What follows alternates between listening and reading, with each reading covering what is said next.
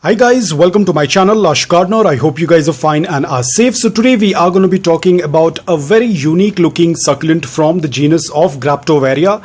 Now it's called as Xgraptoveria Amethorum. Now Amethorum is an easy succulent. There is nothing difficult about it, but you have to be extremely careful about one thing, and that is the amount of moisture that tends to stay in the soil.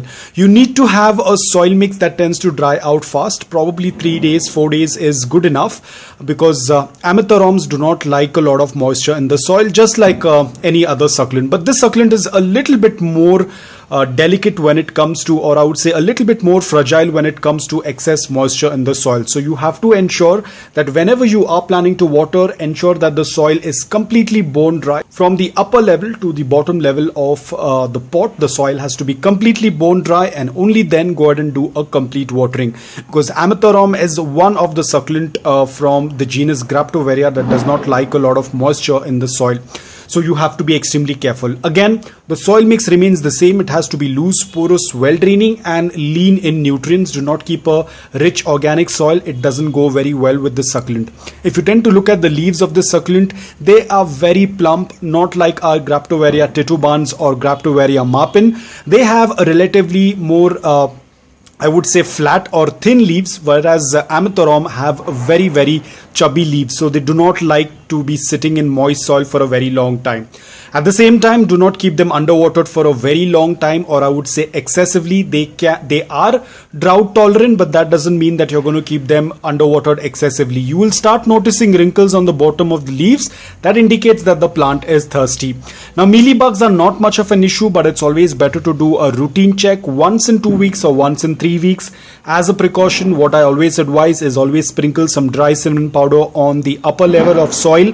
That will reduce the risk, or that will reduce or minimize the risk of your plant getting affected with mealybugs. But again guys, that is not 100% or a foolproof plan. It is just a precautionary method, because a lot of times the ants tend to come in, and cinnamon powder is something that tends to repel ants and mealybugs. It doesn't actually repel mealybugs, but it tends to irritate them, and it's because a lot of times these mealybugs, they tend to stick onto the leaves. It becomes very difficult to get rid of them. So the moment you sprinkle some dry cinnamon powder, it tends to irritate them, and they tend to loosen the grip from the stem or from the leaves, and that's when it's very easy to just blow them off. But again, as I said, cinnamon powder is just a precaution. It's not a foolproof plan. So it's not like you do it once and you just stop it and then your mealybugs are not going to come back.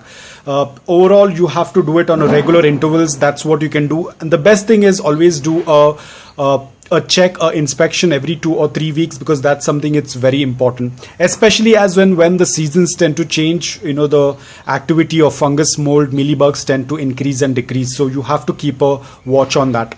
Now talking about light, they do get a little bit of color. They tend to turn slightly beige in color, like brownish beige in color, the more you expose them to direct sunlight. So you can give them morning direct sunlight for 5 to 6 hours, but you have to ensure that it's completely acclimated. Do not put it out in direct sunlight in one go. The leaves will get burnt, so you have to be extremely careful. But if you're scared about burning your succulents in direct sunlight, then the best option is either give a filtered sunlight, probably under a polycarbonate sheet, or you can use the shade cloth, the green net. That is also going to work out really well. Now propagation is very simple. You can do a leaf propagation. You can separate the offsets once they reach a decent size. I think separating of the offsets once they reach a decent size is a better option, because that tends to grow slightly faster. Stem cutting is not very possible because the stem is not very evident on these succulents. They are more closer to the ground, so it becomes very difficult to find the stem. Only stem will be visible when they do not get a lot of light and they start to stretch. That's the only time when you'll tend to see the stem. Otherwise, if you are offering them with the correct amount of light, the stem is not going to be visible. It is going to be very compact and very close to the ground. Now, because it belongs to the genus of Xgraptoveria, it will soon get into its growing period, and summer is that dormant period. So if you are a person who tends to use fertilizers, you can do it during the winters, but ensure that you do not overdo it. Give it a very weak strength make a very weak strength of the fertilizer, you'll have to dilute it in water. I would always advise you to go with a liquid based fertilizer rather than a solid fertilizer, that is a slow release fertilizer. The liquid fertilizers tend to work out really fast and it becomes much easy for the plant to absorb it from the soil. Now again, if you're using seaweed, I would say use 1/4 of the seaweed solution and mix it in a liter of water. You need to make a very weak solution and then give it to your succulent, but you have to ensure that the soil is moist before giving any kind of fertilizer. Now talking about the availability of this succulent, I'm not very sure if it's going to be readily available with a lot of sellers, because this is one of the succulent that is not purchased quite often because it doesn't look that attractive. It does not have those a lot of striking colors. So a lot of times sellers do not put them up for sale. I haven't seen them very often. Now I'm not saying that it's a rare succulent. At the same time, it's not even very common to be found, probably because it doesn't attract a lot of people and people don't tend to buy it. So I've not seen a lot of sellers tend to sell this succulent.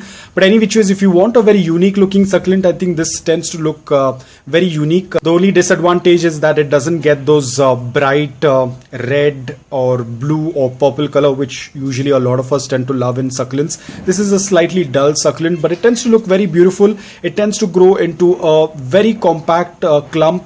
This is just a single succulent that you're seeing. It tends to put out a lot of pups and it becomes into a huge clump. At that period of time, it tends to look a little bit attractive, but usually sellers will not sell that huge clumps. So due to this, this particular succulent is slightly underrated and a lot of sellers do not sell it. But if you happen to find a succulent, do add it in your collection because it's a pretty simple to grow succulent. The only thing you have to be careful is that you shouldn't keep the soil moist for a longer period of time.